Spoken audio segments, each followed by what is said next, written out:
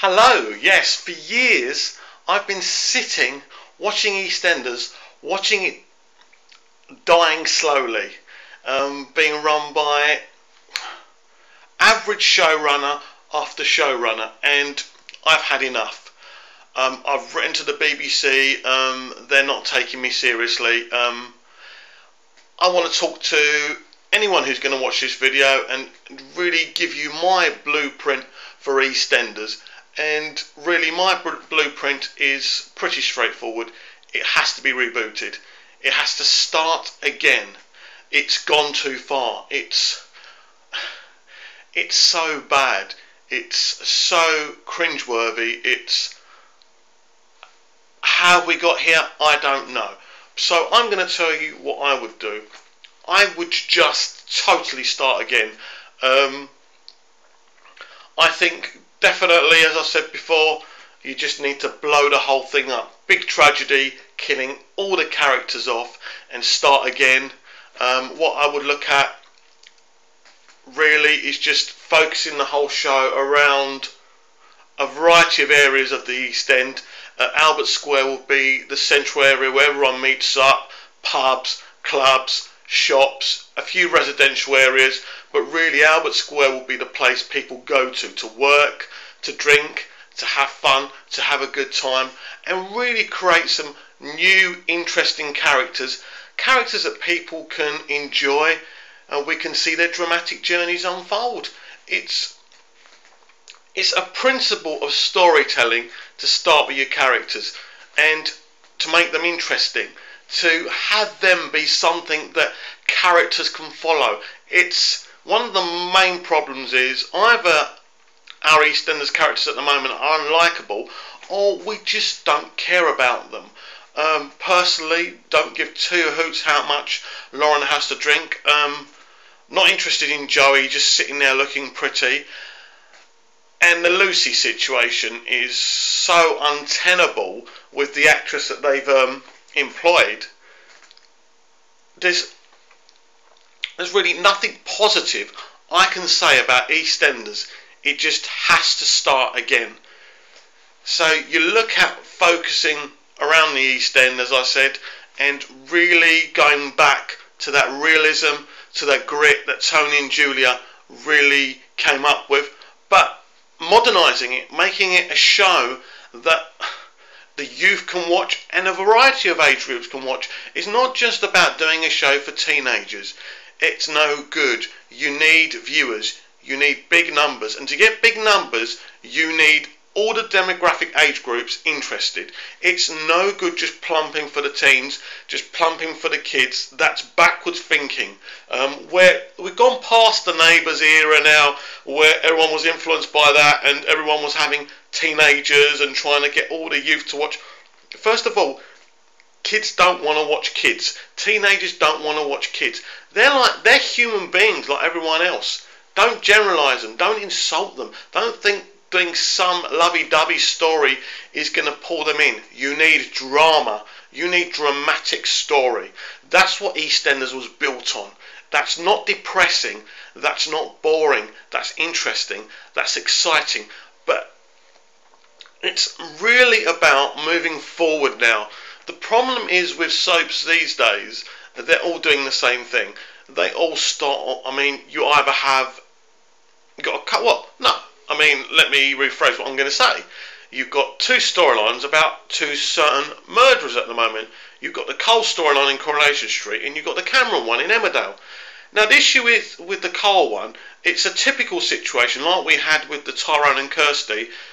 Do a story, drag it out for 3 or 4, 5, 6 months, and then tease people that you're going to solve it, give it a solution, then don't. That's ridiculous. That's insulting. I understand with something that's on every night, or most nights, 4 to 5 nights, you've got to do something, but we've got to put a different hat on now. We've got to look at soaps like people look at dramas. There's no difference really to watching, to what they do on Grey's Anatomy.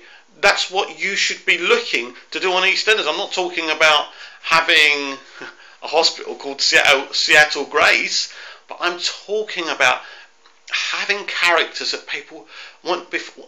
What you want when it's building up, so the hours before your show, people saying, I can't wait till that's on. I wonder what's going to happen next. That used to be EastEnders. That used to be everyone. I remember myself going on a Butlins holiday with my friends, and we sat there in a chalet just before we went out to watch Sharon Gate unfold, to see Phil and Grant have that confrontation in the Archers when Grant put Phil in the hospital. It was dramatic. Everyone watched it, not just because it was an edge of your seat plot, but because we were interested in Grant. We were compelled by his character, and back then we were compelled by Phil. Now Phil's just a bad impression of himself. They don't really know what to do. They've decided to create this positive show now where everyone's not as bad as they used to be, and I mean, what they do with Ian is absolutely ridiculous. They've gone back now to try and making him, well, an a-hole. That wasn't what Ian was, and what they've made him is an absolute mess, and I feel Fred and Wadiot. But anyway, we've said enough about the flaws. It's now time to fix EastEnders to make it the most popular show, not just in the UK, but in the world. So it could be sold all around to all the networks, and even get it big in America. That's not impossible.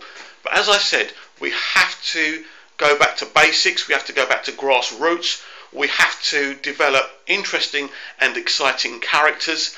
And most important of all, their stories have to be interesting and they have to be adaptable. And it isn't just... I think we have to move on now from this characters have to be this realistic thing.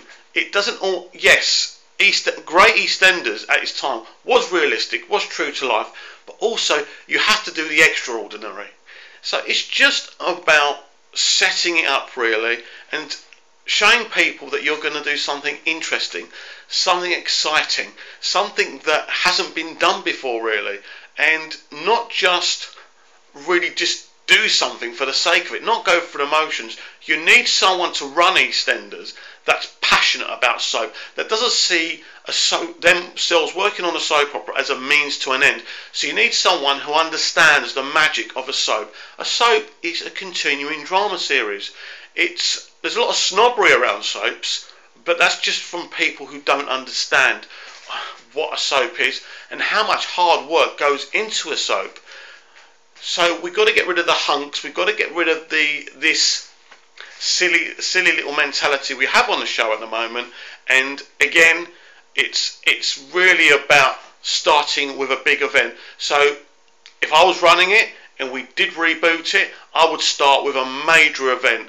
I loved how the original EastEnders started, where they 3 characters, was it Arthur Den and Pete, I think it was, or Ali, walked in and Reg Cox was found dead. That was brilliant. That was a brilliant start to it. And there was even a little bit of humour when they first walked in. So something like that, but something on a bigger scale. Something where you could say, wow. I mean, you could start off after the Squares had a massive tragedy, and really you deal with a character who's coming to rebuild the Square, who has a passion, but who has a link to the past, to a past character from the show. And slowly you see that emotion of that character trying to rebuild the area because he has an affinity about it. He wants to find out maybe about his father, maybe he's Den's illegitimate son, something like that. So slowly you've got the new generation of EastEnders woven through, and people are intrigued. They're interested in what's going on, and then slowly you can start the drama. And EastEnders will be a thing that people are actually excited to see. I'm watching it out of some kind of misguided loyalty, but it's just, I mean, at the moment the soaps are not great, apart from Hollyoaks, which is amazing. They're pretty ordinary. I mean, Emmerdale's about to unveil this charity thing and this J thing, which is going to be very exciting. But really we have to move on from this transparent storytelling. We have to tell more interesting stories. That's what I'm looking for. Too many affairs, too many pointless murders. It's the same thing, and we go round the same circles all the time, and it has to end. You have to, if you're going to have a character being a murderer, it has to make sense. It has to make sense to that character, and I think the audience have to come from that character's perspective. The problem with Cole, the problem with Cameron, we're not looking from their perspective. We're just seeing them as people we want cool. That doesn't work.